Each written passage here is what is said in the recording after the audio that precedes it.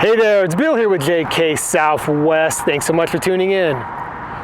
Today, we're headed out in search of a historic marker. And this historic marker is significant because it marks the beginning of the city of Las Vegas. Do you think you know how and why Las Vegas became a city? You might be surprised. Stick around, we'll find out.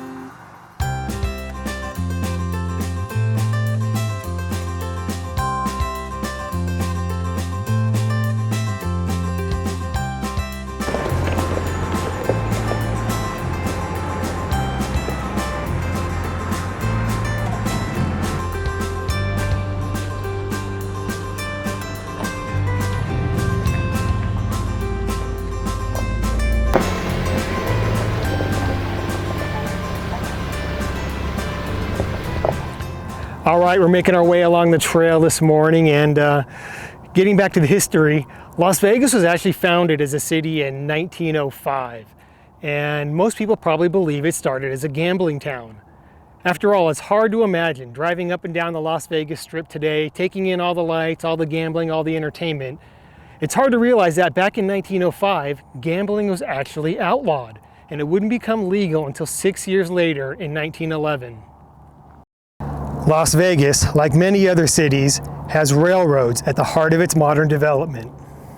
Early train travel was accomplished with steam engines, and during these early days of steam locomotives, frequent water stops were necessary, sometimes as often as every 10 miles.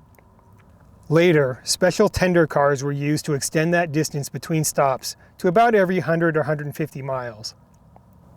In early 1900, Southern Nevada was mainly inhabited by a few ranchers setting up around some natural springs. And it's around this same time a man named William Andrew Clark was looking to complete a railway between Salt Lake City and Los Angeles. As the midway point between Salt Lake City and Los Angeles, Las Vegas was an obvious site for a railroad stop to get water and perform maintenance on its trains.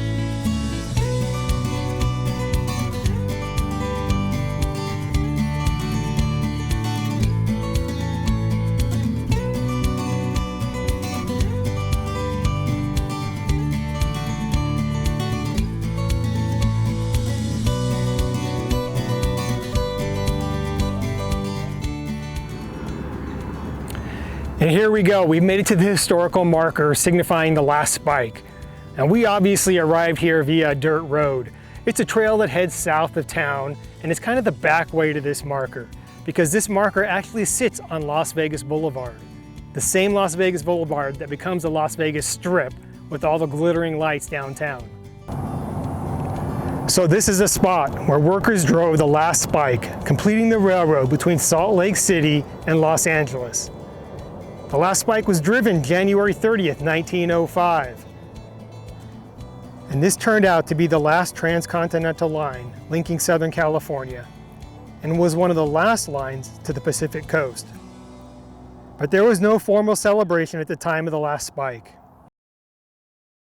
It did draw a small crowd and managed a little bit of coverage in some local newspapers.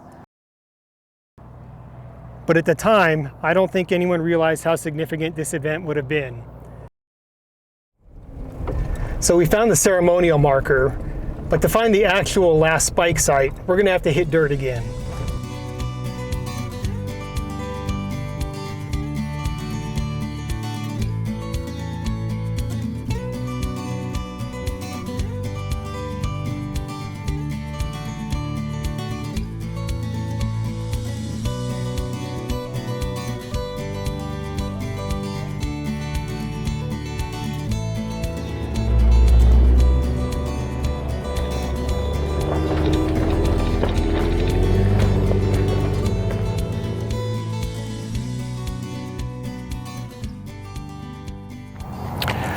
And this marker here is right along the tracks.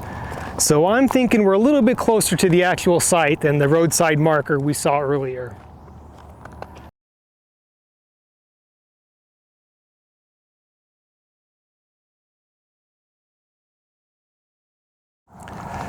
As we walk along the tracks here looking for the last spike, it is pretty interesting to note that these train tracks are still in use. While it's not really carrying passengers, a lot of commerce between Southern Nevada and Southern California travels these tracks every day. Unfortunately, there is no further designation, so it's impossible to tell which one of these is the actual spike. However, this one right below the sign sits a little taller than the rest, so I'm going to say this is the one.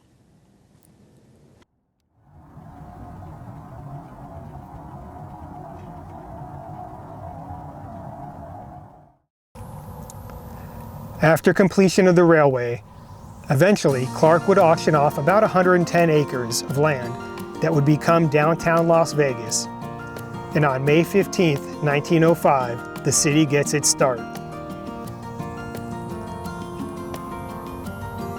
Later, the area encompassing Las Vegas is eventually named Clark County after William A. Clark.